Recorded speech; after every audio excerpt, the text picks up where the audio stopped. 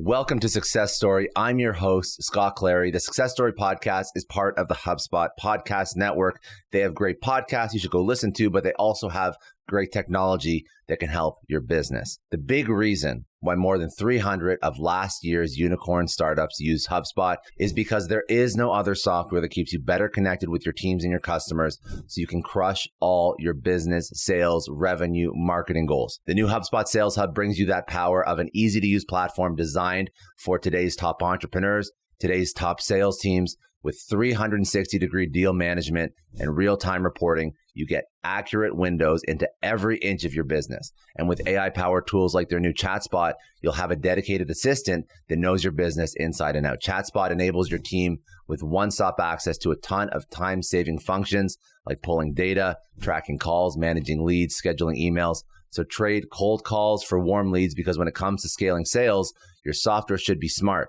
and the solutions should be simple. Get on track for your best Q1 yet. Check out HubSpot Sales Hub at HubSpot.com/sales.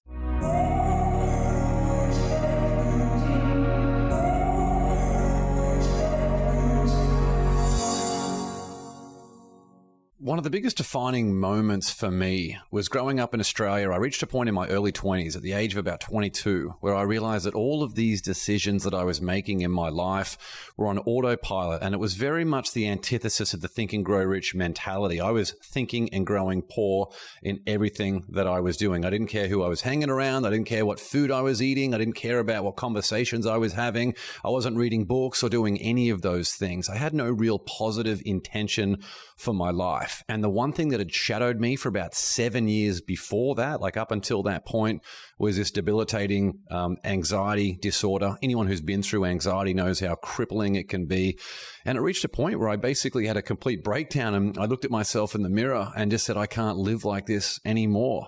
And that was the most defining moment for me, because that was the very first time, 22 years on the planet, that I really planted a flag and said to life, you know what, here I am.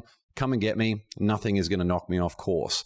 And that's what started this journey that I've now been on for about 17 years of consuming everything that I could find on peak performance, trying to do everything that I can to upgrade my relationships and just do everything I possibly can mentally, physically, spiritually, all of those different aspects. And let me ask you something. Do you feel, because what you're describing in your life is a reality that many people experience, where they're just doing and they're on this path and they don't really have a defined goal for themselves. And maybe the path was, put on them by their parents or their peers, or it just happened to be the easiest thing they got after they graduated high school or college or university. And then they progress like that. And some people progress like that for the rest of their life. It's an easy trap to fall into. Do you feel like the anxiety that you had in your life was not just a curse, but also a blessing, because it forced you to realize that you can't actually live like this? It's not sustainable. And I feel like the two were correlated. Definitely. There was a huge contradiction for me. That was something that I could never really compute, which contributed massively to the anxiety. That I came from a good background, and most of the people that you talk to these days who are personal brands, they talk about some really difficult, dark things, and the great majority of people haven't been homeless. There's a lot of people in that middle ground who came from good families and had a good upbringing, yet struggled with so many different things. So that was the situation that I found myself in. I couldn't understand how my older brother was doing so well academically and in his life. I couldn't understand that I had a successful father. I couldn't understand that I went to a good school, grew up in a country like Australia, and none of these things seemed to be clicking for me at all. And I could see that with with the people that I was friends with. Some of them were really high achievers. And I was like, why do they have it so easy, yet everything seems so hard for me? And a big part of that is recognizing the attributes that you have. It's just like, I interviewed a Navy SEAL recently, and he was talking about cars. Some people are Ferraris, some people are Jeeps, and the Jeep can do things that the Ferrari can't do, and the Ferrari can do things that the Jeep can't do. But you need to figure out what you're working with.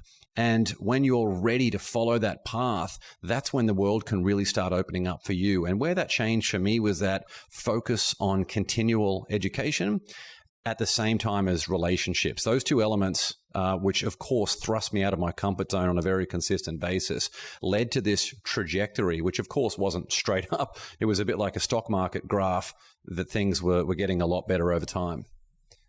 and like through your career, so walk me through what that actually looks like when somebody is doing something they don't like to do, and they have this moment, this awakening moment, and they realize that they would like to change their life around. And I think that the things that you mentioned are kind of, when you start to go down the personal improvement and self-development, you start to read more. I mean, this is not new now. It's something that people would always go into, but for most people, read a couple of books, their life does not dramatically change. Let's be candid. You want the change, but you're not getting it. I mean, a lot of people spin their wheels for years, and then it's depressing, and then it's stressful and frustrating, and you kind of just default to where you were at before. So, walk me through your career journey, like your story.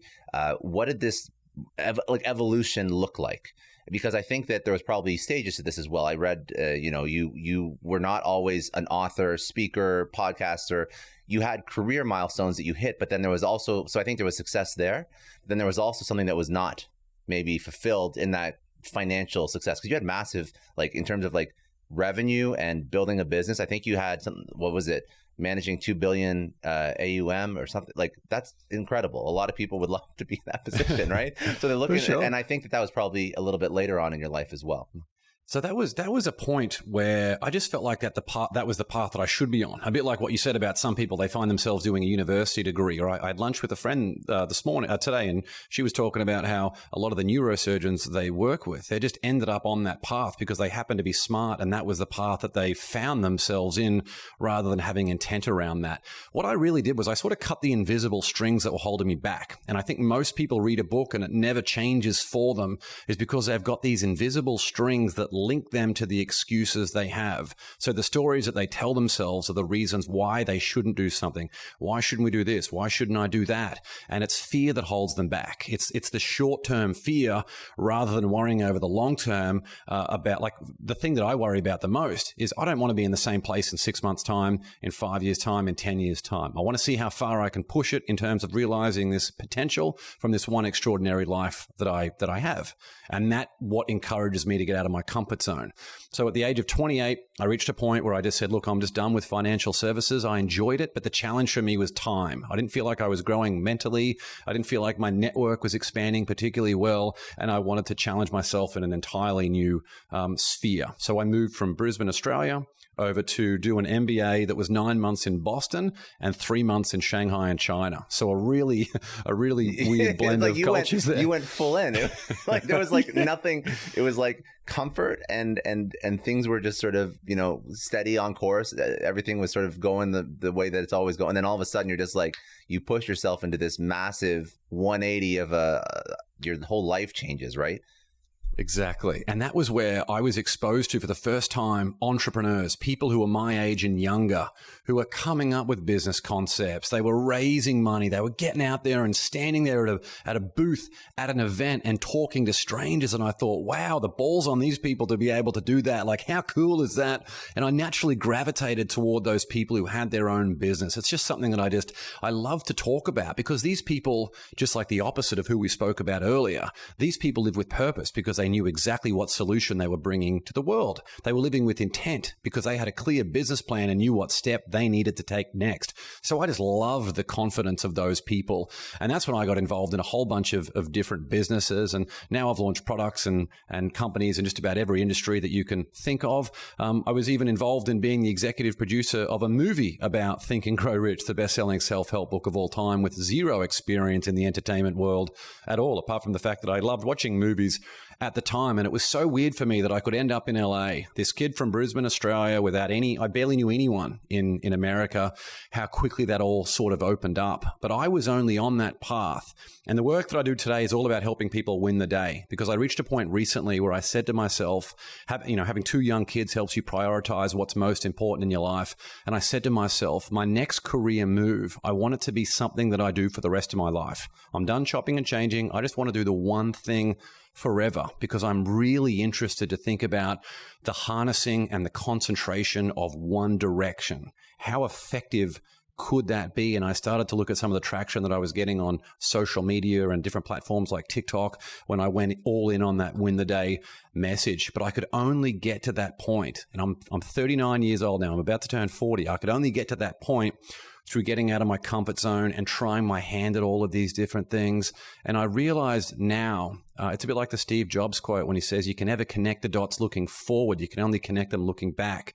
I realized that all of the different pursuits that I have been involved in, all of the different ventures, all of the different relationships have meant that I have a really strong foundation for this next phase, and a lot of the right skills and the work that I'm suited for helps unleash those attributes for me, which means I am much more likely to be successful. It's a bit like if you were going to be a parent at the age of 18. If I was going to be a dad at 18, I would have been a horrible father, which would have been really sad for my family and my kids. I was 36 when I became a dad for the first time. I'm a very different human, a very different parent as a result of that. But the people who stay in their comfort zone, in their own home, never going the extra mile to create these relationships and get out of your comfort zone, you cannot put yourself at an intersection to find your purpose or have a good lever that you can call on to generate you into bigger things until you take those steps. Interesting. So there's a few things that I want to unpack. We'll understand like the win the day philosophy, but before we go into that, because that's the current thesis that you've come to understand that's sort of helped people the most, but you derive that thesis from the people that you interacted with when you uprooted your life and you went all over the world for your MBA, then you worked with all these entrepreneurs. So what is the difference? I mean, there's like probably unlimited differences that you can pinpoint, but what is that like one thing that the person who has intent, that is building something that has their purpose in the world, what allowed them to do that at a certain age or at any capacity that you originally didn't have, that the person who's listening to this knows what an entrepreneur looks like, but they're like, that's not me. I've never done that. What is that one thing that differentiated you? I think there's really two traits that this comes back to. Think and Grow Rich talks about, two things. If I can be permitted to have two, Think and Grow Rich talks about 13 principles of success. But the two that if you had to really break it down, I don't think you can have success without these two things. And I think you can have extraordinary success over the long term when you have these two attributes. And these are the most important things that I want to have with my clients, that I want to have with my children, that I want to have with my friends. The first one is resourcefulness, meaning that you can acquire anything that you want. And the second one is resilience, meaning that when adversity inevitably strikes, that you will keep moving forward. I think if you have those two things, then the sky is the limit to what you can achieve. And when I look back at the person that I mentioned at the start of our chat today, who was in his early 20s, I didn't have resourcefulness, really. I didn't have any resilience. I was busy blaming other people. But the fact that it reached a point where to me it was literally life-threatening, if I had gone down that path, I have absolutely no doubt how that would have unfolded. Zero doubt in my mind. And it's why I'm so passionate about helping people to have a similar realization in their lives. I love that. So let's talk about how you codify all the principles, all the lessons that you've learned into that one sentence, win the day, because there's win the day and then there's like extreme focus and intent. And a word that I picked up on your website actually is clarity, which I love. So win the day to me, I want to understand that, because win the day means like I'm winning today. And when I think about winning today, that's great, but it doesn't, in my mind, immediately make me think tomorrow or the next day or 6 years or 10 years or 20 years from now. It's literally today. So walk me through why winning the day is important for the long-term vision, the focus, and the clarity. Well, where I first got this from, it was when I was reading and rereading and rereading Think and Grow Rich by Napoleon Hill, which was part of my role of writing the book Think and Grow Rich, The Legacy. I needed to know that text inside and out, also as a producer of the film. And there was one passage that kept standing out to me, and that was that any mind that is not preoccupied with being success conscious will automatically be overtaken by the poverty conscious. And I was like, wow, that is so interesting. And it kept coming back to me. And then I was like, well, how do I say that in a way that people can understand? And then I thought, well, each day, if you do not make the decision to win, you have automatically made the decision to lose. And then it was like, win the day, if we can focus on winning the day. And then I started thinking more and more. I brainstormed more and more about this concept. And that's when I thought about, where do people's anxiety and fear and worry and stress live? They don't live in the present. They live in the future, worrying about something that's about to happen, or they live in the past when they're freaking out about something that they might have done a year ago or yesterday or 5 years ago. And none of that stuff can help you. There's no point dwelling on any of those things or worrying about what's to come. But if you have an idea of who you are in terms of things like your values and where you want to go in terms of goals in all areas of your life, rather than just a financial goal or a fitness goal or a business goal or a family goal or a travel goal. It's important to think about all of those things holistically in a comprehensive manner. And once you have the foundation on who you are and where you want to go, you can focus on putting one foot in front of the other. You have completely alleviated yourself from everything that's going to happen in the future because you already know how the story ends because you've written it. You just need to do what the character in the book would be doing today that's going to help you get there. And some of those things as part of that win the day routine, I think the very first part of that is coming up with an awareness, because you mentioned something a little bit earlier along the lines of that. How do we motivate people who don't want to help themselves? And you can't really, you can only, John Assaraf from The Secret told me that he only works with, he said, help the people who want the help, not the people who need the help. And that can be very tough when you want to go out there and help everyone. But if you help someone who isn't ready for the help, they're not going to change, and you're going to end up really frustrated and depressed and burn out in the process. So giving someone the ability to have that awareness of the trajectory that they're on, is that happy for them? Is that a good thing for them to hear? And do they recognize that change needs to occur? And then are they willing to embrace that change? So coming from that foundation of awareness is very, very important. Then we can look at things like purpose. What are you put here to do? For me personally, I have a career purpose and I have a family purpose. They're very different. And it's important that I live both of those things and that I list out both of those things. And then from there, we can focus on things like goal setting, and then your daily routines and your environment and your relationship with stress and your mindset around reframing adversity, all of those types of things. And so let's say you're working with somebody, and I love that, the fact that you work with people who are motivated and who do want to change. I think that's a huge, I mean, that transcends somebody who's just a coach or somebody who's advising a founder or somebody who's looking to grow in their career. That transcends to CEOs, to executives that are trying to upskill people on their team. It even is a great thought when hiring people. Are you looking for people that actually do actively want to progress, which can be a massive benefit? Or candidly, there's spots in every career and every job or business for people that actually would just like to do the thing that they're doing. And that's also okay too. But to identify that is huge, because that could be well-placed or misplaced energy depending on who you're trying to mentor and help, right? So that's a very, very smart point. Now, when you start helping people achieve clarity and direction, what are some of the major roadblocks? So somebody is very willing, and they're like, listen, I'm listening to this. I hate my job, or I'm an entrepreneur and I have 5 side hustles and none of them are going the way I want them to. So what is the major roadblocks you see? There's so many. A lot of them is there is no balance. They've taken the time to define success in one area of their life, but they haven't tied that in. So if you don't have an idea of 3 things that you need to do today that are going to make that day a win, then you're going to struggle. I see a lot of people, they wake up and they just work hard. They work hard. But if you don't have, I always write down 3 things, and they're never all business related. There's always one that might be related to family or might be related to health. I'm really interested in those people who are very mentally strong, physically healthy and strong, financially healthy and strong. They're the types of things that we can start to calibrate, get those things ready. Perhaps there's some other relationships that can inspire them on their next chapter, because a lot of people reach a point where they feel like this is it. And it can be very daunting for them to say, look, I'm 50 years old.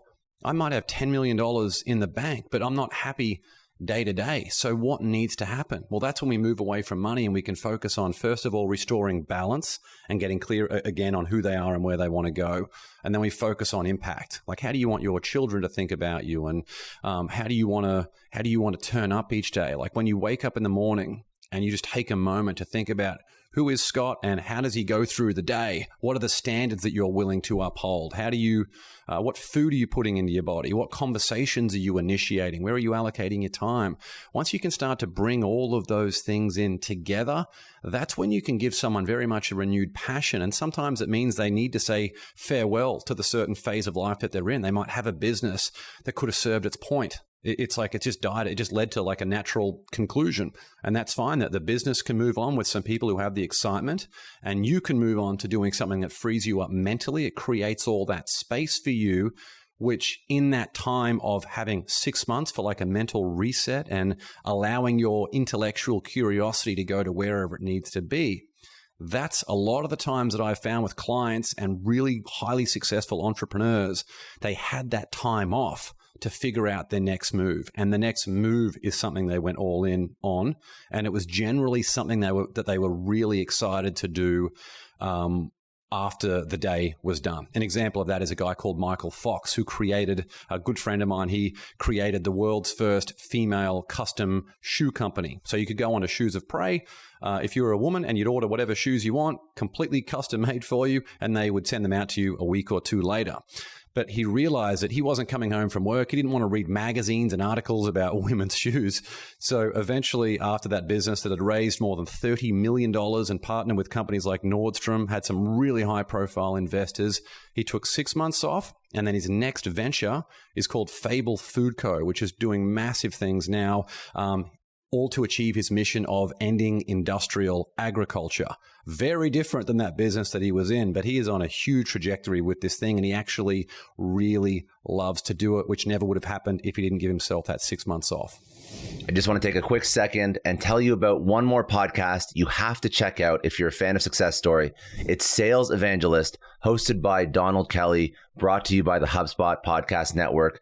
Each week, Donald interviews the world's best sales experts, successful sellers, sales leaders, and entrepreneurs who share their strategies to succeed in sales right now. He brings on Jeffrey Gitomer, Jill Conrath, Bob Burr, Guy Kawasaki. They share actionable insights and stories that will encourage, challenge, and motivate you to hustle your way to more revenue for your business. If you're somebody who's looking to take off in your sales career, if you are an entrepreneur who's looking to sell more, I think all of us are, go listen to Sales Evangelist wherever you get your podcasts.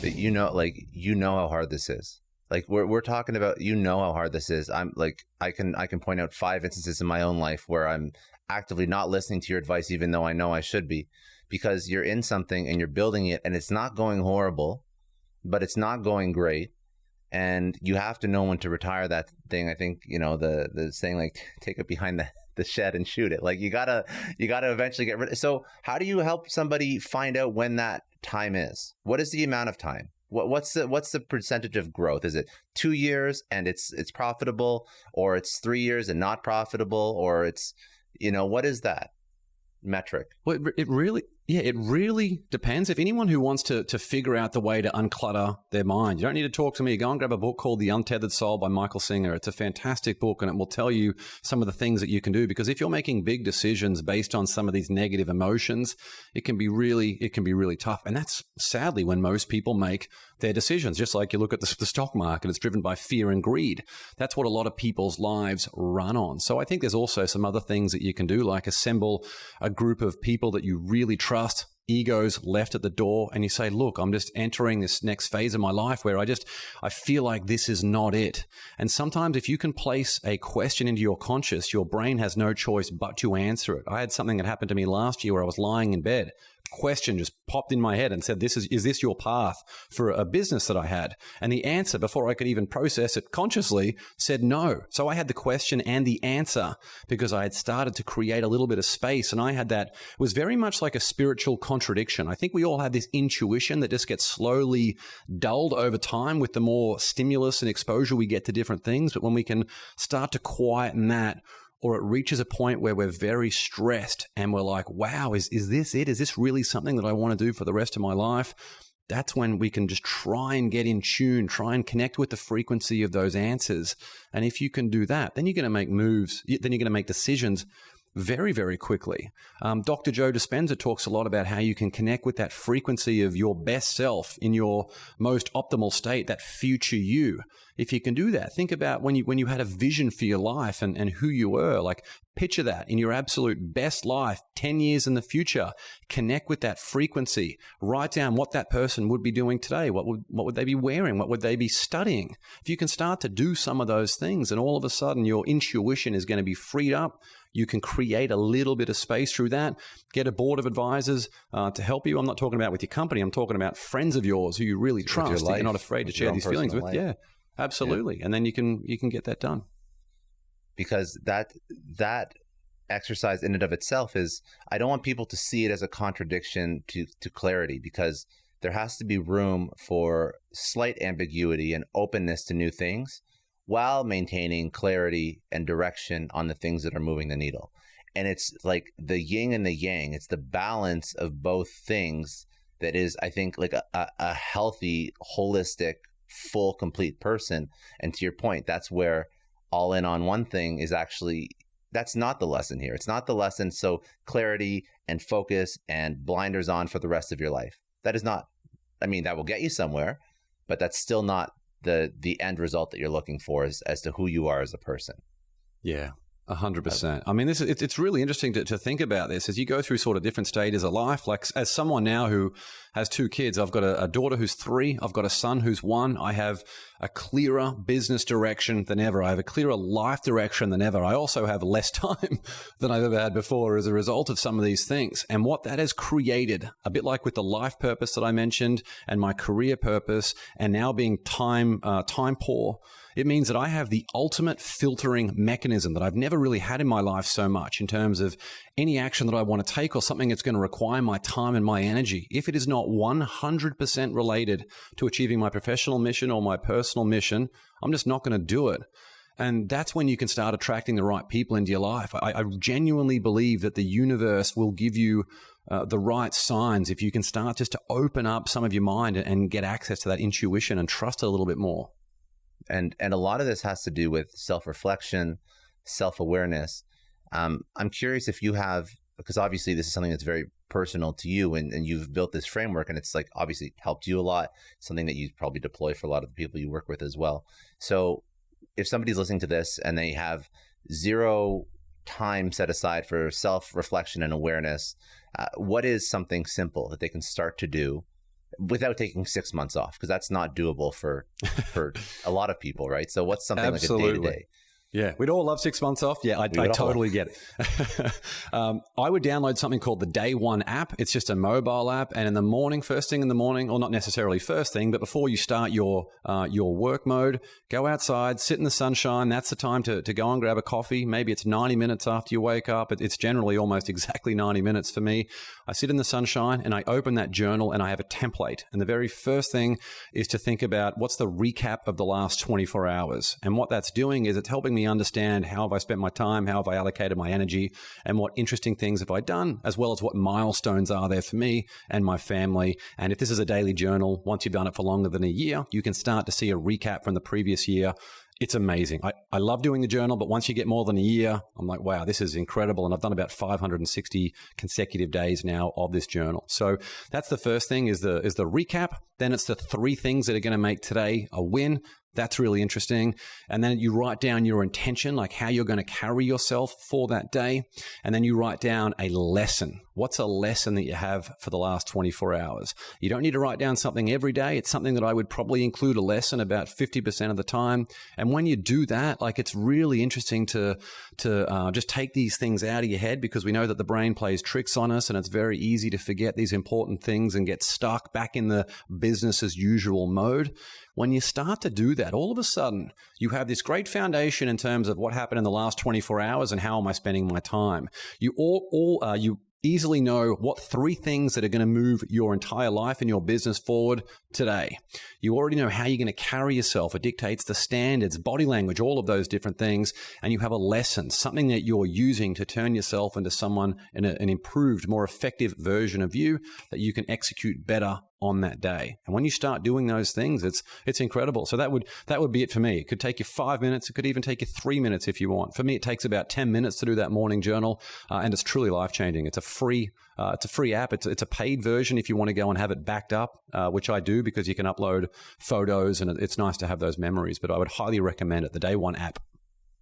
I love that. And another thing that you alluded to earlier, we spoke a lot about goals and figuring out what those goals are and aligning them. And that alignment is key. So when you look at your life and your kids and your job, your work, and the brand that you've built, and you do a lot. You're writing a book, you're coaching clients, you're podcasting all the time. Like it's like a lot of different things you're taking on. Plus, you have your family.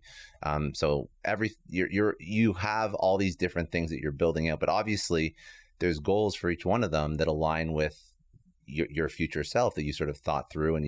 And I'm curious, for somebody who's, again, a lot of this stuff is very personal, but there has to be some lessons that you can teach over to people that are listening about setting goals. Like, how did you set your goals as a case study so that they align with where you want to be in 10 or 20 years from now? Because everything, I'm sure, is very purposeful. Yeah, it's a great question. So I actually have something called the Success Plan Template. If anyone wants it, you can click on my link in my bio on Instagram, or just search for James Whittaker Success Plan Template. Yeah, awesome. Yeah, it's just a free download. It's amazing. You can just have it as a Google Doc or a Google Sheet, whatever you want. And before you use that, there's very detailed and comprehensive instructions on the second page of that when you go and get it.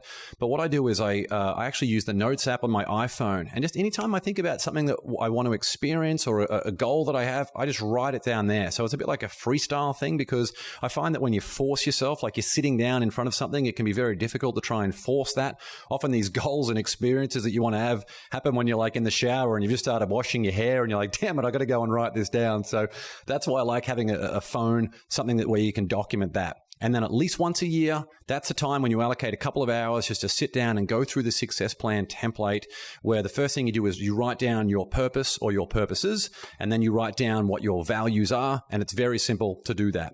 Then you take the things that you have listed, and this is literally my entire process. I'm happy to share it here. I'm going through it quickly because you give away the free stuff, and someone's still going to come by, because I was going to say it's amazing. I appreciate what you're doing. I really do appreciate it a lot. And that it makes for a good podcast, candidly, but you know this. But you also know that, like, the number one thing is always accountability. And that's, I want to walk through, like, to make it very real for people, like some of the people that you work with, maybe redact the names, but walk through like what after we'll keep going through this, but after, I'm super curious as to walk through like the before after of working with somebody that holds someone accountable, because I'm a big fan and believer in that. But I think that's sort of the secret in working with somebody like yourself, or like others that sort of that teach and coach and mentor. But yes, sorry, continue. Yeah. So once you take that, so once you open up the Success Plan Template and you've written down your purpose or your purposes and you've written down your values, that's when you take the brainstorm list of things that you have. And when you look at this template, you're going to find 90 days, 1 year, 3 years, and then that ultimate destination of really why you're doing this type of thing. And then you just insert those brainstorm things wherever they need to go. Maybe it's a holiday that you want to take as a family. Maybe it's YouTube subscribers that you want to have. Maybe it's number of a revenue goal that you have for your business, whatever that might be. And then you simply extrapolate that across the row so every cell is filled. So an example of that might be, if you want 1 million YouTube subscribers in 3 years' time, what does that look like in 1 year's time? What does that look like in 90 days? And once you've created that entire map of your success plan, the next and most important step of that is where you look at your 90-day column and you think about, what would that look like if these were all individual actions to help me achieve these in the next 90 days? And then you put them in the calendar, and whenever you're ready for something, it's just going to pop up with a little reminder for you, and that's when you get it done. And every 90 days, that's when I review my quarterly plan, and then once a year, I review my annual plan, being the success plan, where you redo it and you start the process all over again. I have done that with special forces people. I've done that with people who have been, I have a 3-time gold medalist, Olympic gold medalist, who I helped through that. And a lot of these people might be very successful in one particular domain, but once they move that domain and go into something else, it's very easy for that self-doubt to start to creep in.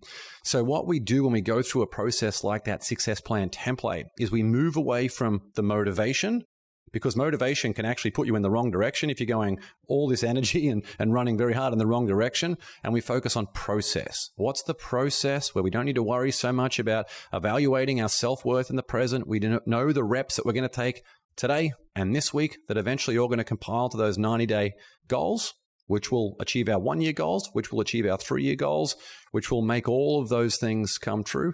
I mean, an example of something I do in a personal sense is once a year, I write a letter to my children. I don't give it to them. They're so young, but maybe in 10 years' time or 30 years' time, I don't know when it will be, but they will have an annual letter from me written out to each of them, detailing how I felt about them, a lot of their milestones, what were some of the things that we were going through in life, some of the things that I expect of them, some of the perhaps criticisms that I have on maybe I was too stressed or too overwhelmed or not as present as I would like to have been. But above all else, they're going to know that I've been thinking about them and loving them the entire time, even when they didn't recognize it. So that's an example of a personal thing that I would put on the success plan template, as well as, of course, a whole bunch of professional goals too. I'm very curious about one thing that you mentioned, which was misplaced motivation. Can you walk me through, because I think that really, I've never heard that term before, but I see it all the time. So does that lead to burnout? What does that look like? How does somebody know if there's misplaced motivation in their life and what they're trying to take on? It's a bit like the difference between peak performance and optimal performance. Peak performance is when you're getting ready for an event like the Super Bowl. They're training for, they got 2 weeks to prepare for their best for that moment of when they're playing the game. But when we talk about peak performance versus optimal performance is a more sustained effort. How are we carrying ourselves every single day through life? And that's really the goal. We know that motivation is going to wane for everyone. You can't be there at that peak performance mentality all of the time. So motivation, it doesn't matter who you are. You could be the best person in the world at whatever your field of expertise is. Eventually you will reach a point. Maybe you've got the flu, maybe you got an injury, maybe you're just not feeling it for whatever reason.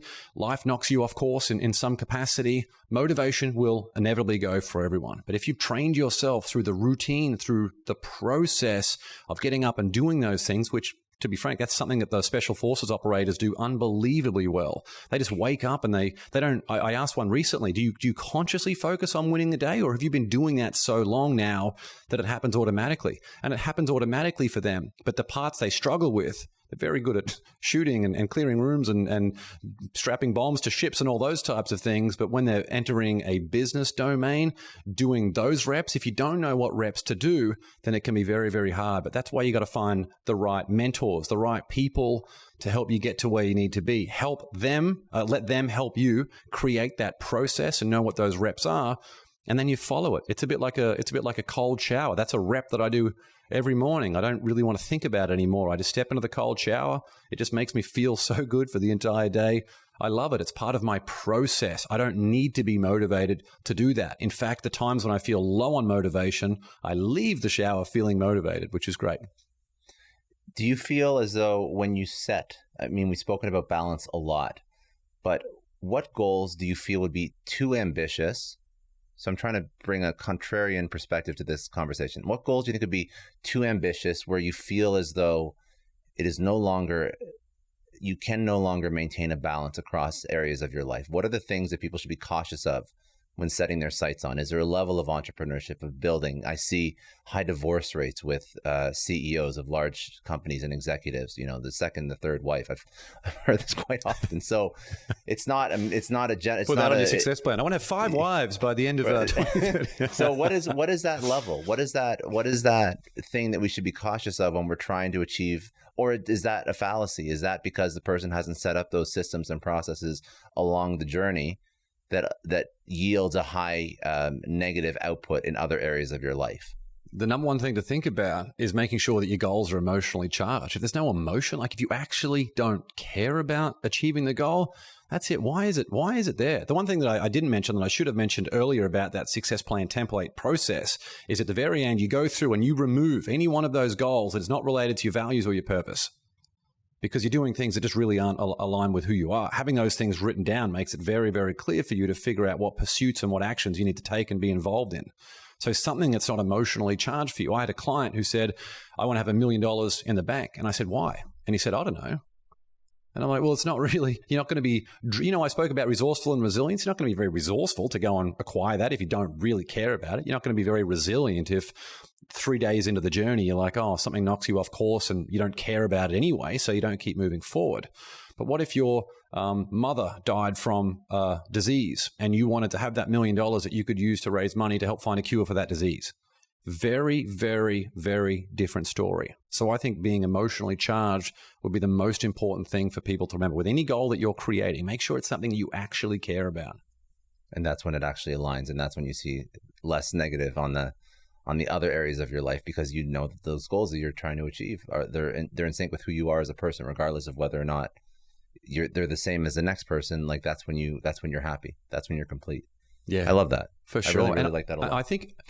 Yeah, it's also so important. I'm a big believer in finding experts in their respective domains. It's like if you want financial help, go and find the best financial person that you can. If you want to get physically fit, go and find the absolute best personal trainer or fitness class that you can do. If you want to get your nutrition in shape, go and find like a sports dietitian, like whatever it is, a business coach. If you want to get your business upgraded, whatever it is, go and find experts in their fields so they can help you in those different things. It's just a massive time saving. It might be expensive in the upfront, but you're going to save so much time and energy along the way. And you might be running a very successful company, but if you don't have, say, a commitment of, 2 p.m. every Tuesday and every Thursday, I go and see my personal trainer, well, you know that you're going to achieve those goals because you're focused on the process. Not, you know what, at the end of the day, I'm going to take myself to the gym and I'm going to work out by myself for an hour. Of course, inevitably the day is going to get derailed and you're not going to go there, and then you're going to go home after a long day and crack open a bottle of wine or have a bit too much whiskey, and then you're going to feel crappy the next day, and it's just not going to go well.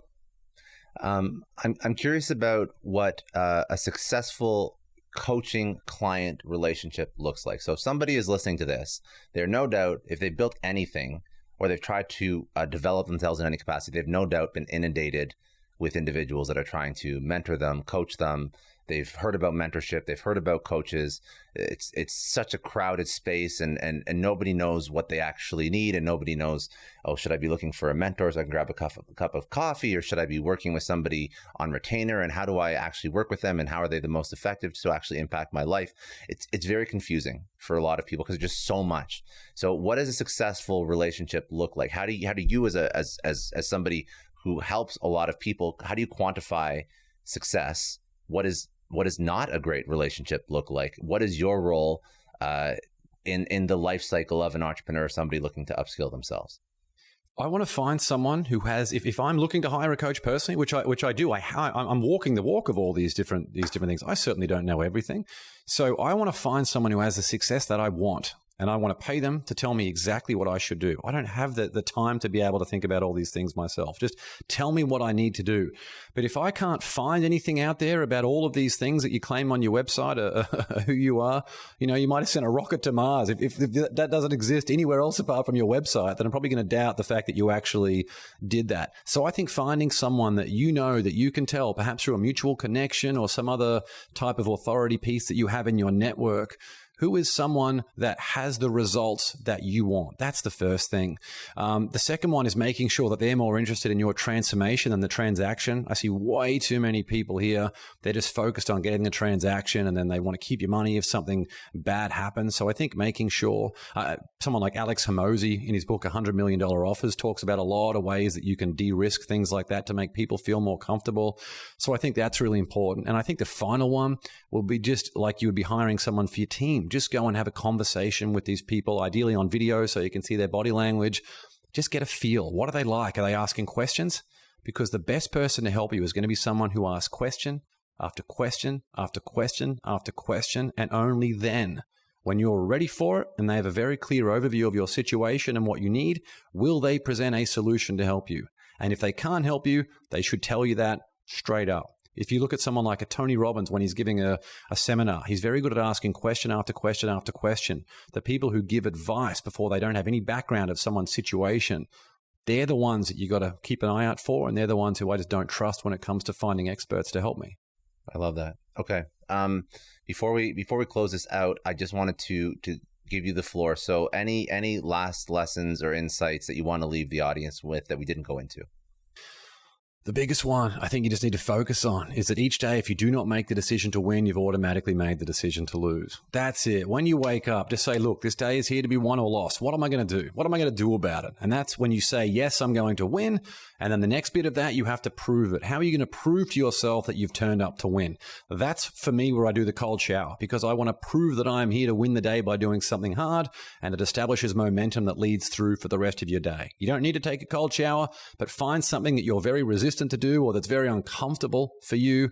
So do that. Make the decision, prove it, and then focus on winning the day. Perfect. Okay, so where do people connect with you? All the links, social, all that, drop whatever you want to drop. Instagram, James Whitt. My website, jameswitt.com. TikTok, JP Whitt. We're doing some big things over there at the moment. And anything I can do to help, just let me know. Amazing. Okay. And I ask everybody this before we close out. After your career, after the successes that you had, you've produced movies, you've written books, you host an amazing podcast as well. So we'll link all this so people can go check it out. But after all of this, what does success mean to you? Success to me is presence and growth for myself and my loved ones. That's really the big thing for me. If I can be there to help the people closest to me, especially now that I'm a parent, to always be there and be present for them and help them grow. Sometimes that needs to be from a distance because you don't want to solve all of their problems, but that's extremely important to me.